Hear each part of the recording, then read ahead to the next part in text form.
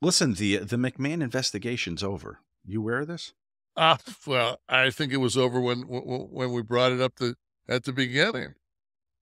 I hate to say I told everybody how okay, so this is the deal. Here we go. This is not headline news. It's Nobody not. no, it's nobody's I don't hear any of the guys that went on their podcasts and buried Vince and got their digs in saying, "Oh, I'm sorry. I'm sorry, Vince, I was wrong. You didn't do anything. You're not Harvey Weinstein." Well, of the disbursement of the $20 million that are referenced in the investigation, the $15 million to the women weren't as interesting to me as the $5 million that went to Trump or Trump related foundations, I should say. Didn't go to him personally. I mean, Linda is was part of the cabinet. I mean, that's She was the Small Business Administration chief, yes, or whatnot. and you know what? My whole thing is this: it's his money. That was my whole thing with the women. As soon as the WWE found out that it was his cash, it was like, and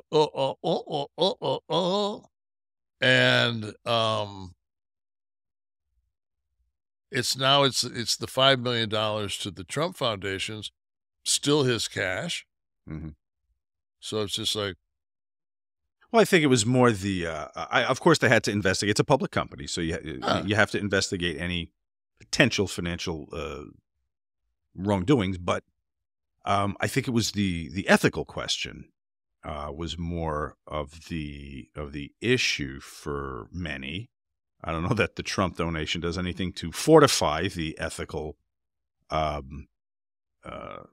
positioning of Mr. McMahon, but it should be said that he is now free. I think the quote was that he can effectively exercise control of the affairs of WWE again. I don't know if he will, but the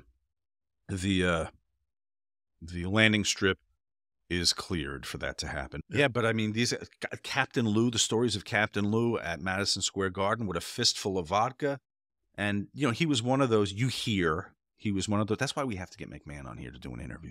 I won't go for any of the bad stuff. I just have to know stuff like this.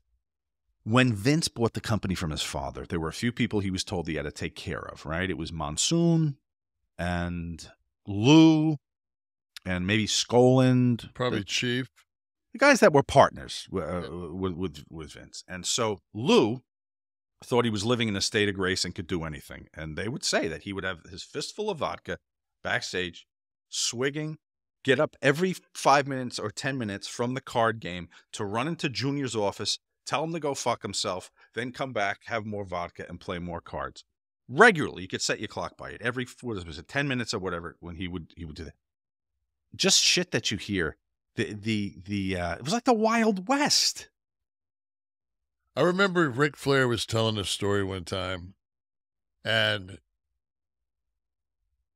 it was just the matter of factness of he says, so I'm sitting in the locker room, and Barry had pissed off his dad, and so Blackjack's looking for Barry, and Blackjack kicks the door open. He goes, "Barry in here?"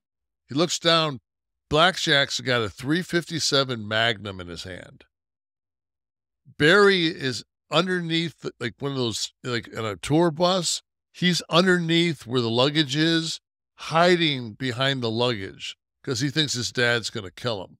But Flair's telling the story like, so then I pushed the cart back up to Target after I got done shopping. And I'm sitting there going, what?